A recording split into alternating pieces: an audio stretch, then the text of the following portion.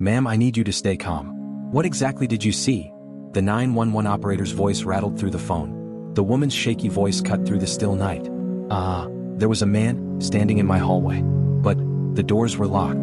The line cuts to silence. You think you're safe, locked doors, quiet town, familiar faces. But in these 5 stories, that illusion is shattered. These aren't just tales of unsolved crimes, they're mysteries that refuse to die, creeping back into the light with every retelling. From vanished children to murders with no motive, these 5 cases remain untouched by time and untouched by justice. You're watching True Crime Code, where we unlock the digital truth behind history's darkest mysteries. If you're new here, subscribe and turn on notifications for weekly deep dives. Let's get into it. Crime number 1, the Keddie Cabin Murders. 1981. Keddie, California. Cabin 28. When 14-year-old Sheila Sharp returned home that morning, she discovered a scene so gruesome, police were shaken to their core. Her mother, Sue Sharp, her brother, and a friend, bound, gagged, and brutally murdered. A younger sibling and friend were missing. The Sharp family had moved to Keddie for a fresh start. They were known to be quiet, humble people. That night, something or someone came for them. What was the crime? The victims were found bound with tape and wire. They had been stabbed, beaten with a hammer, and one with a rifle butt. The cabin showed no sign of forced entry. A chilling detail: the younger children were asleep in the next room and left unharmed. The investigation, despite the brutality, led to the case going cold. 2 suspects, a friend of the family and his roommate, were questioned but never charged. Key evidence went missing. Notes and leads were ignored. Outcome and aftermath. In 2016, new investigators reopened the case. DNA evidence pointed back to original suspects. Still, with both now deceased, justice remains elusive. Think about this. What did the killers want? Why such rage, and why spare the children? Some say the silence around Cabin 28 is no accident. Crime number 2, the disappearance of Maura Murray. February 9, 2004. Haverhill, New Hampshire. A nursing student crashes her car on a snowy rural road. A local resident offers help. She refuses.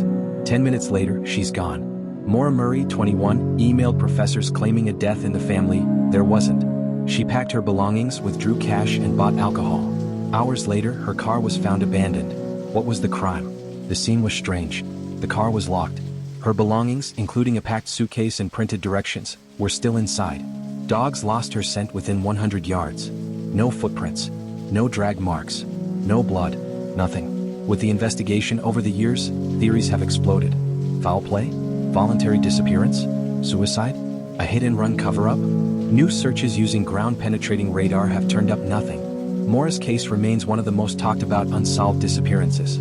Outcome and aftermath. Maura's father continues the search. Online communities dissect every detail. The FBI added the case to their missing persons list. Still, no answers. Makes you wonder, what was she running from, or toward? In Maura's silence, millions hear echoes of their own fears.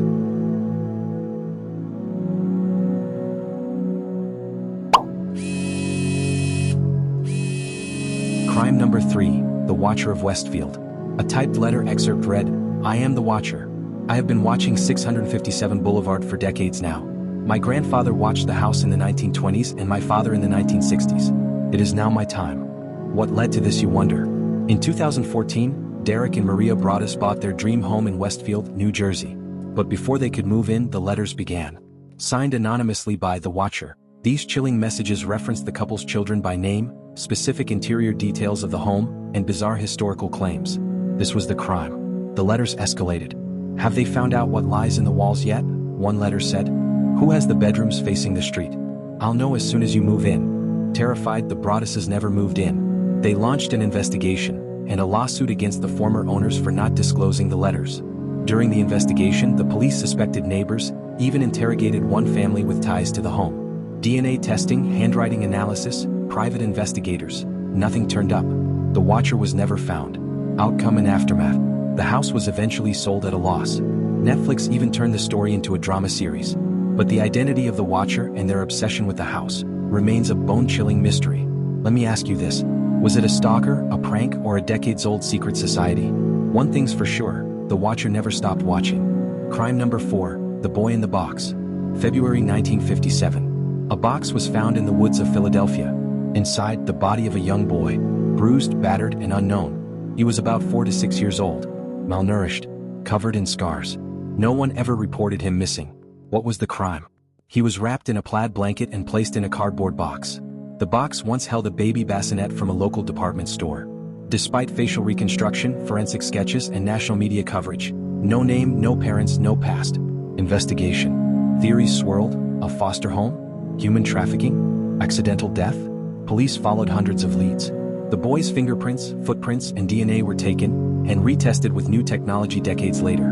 In December 2022, the boy was finally identified: Joseph Augustus Zarelli, born in 1953. But even with a name, the mystery lingers. Who killed him and why? For 65 years, Joseph was known only as America's unknown child. Even when answers come, they arrive with more questions.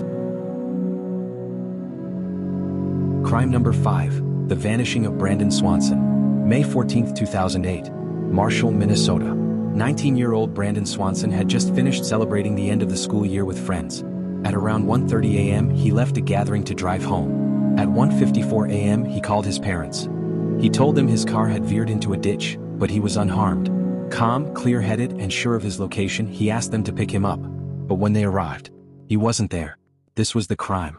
Brandon remained on the phone with his parents for 47 minutes, describing his surroundings. He mentioned passing fences, gravel roads, even hearing running water. Then suddenly he cried out, "Oh, is he?" And the line went dead. He was never heard from again. Investigation. Authorities searched the area Brandon described. His car was found over 20 miles away from where he claimed to be. Cadaver dogs detected the scent of human remains in a nearby river, but no body was ever recovered. Despite GPS data, ground and air searches, and national attention, not a single trace of Brandon has been found. Outcome and aftermath. Brandon's case inspired legislative change. Minnesota passed Brandon's law, requiring police to take missing adults' reports seriously. Still, his disappearance haunts the town. Let me ask you this: what happened after that final cry? Did Brandon fall? Was someone following him? The answers are locked in those final moments, and maybe forever lost. These stories aren't just horror tales, they're unfinished lives paused in tragedy.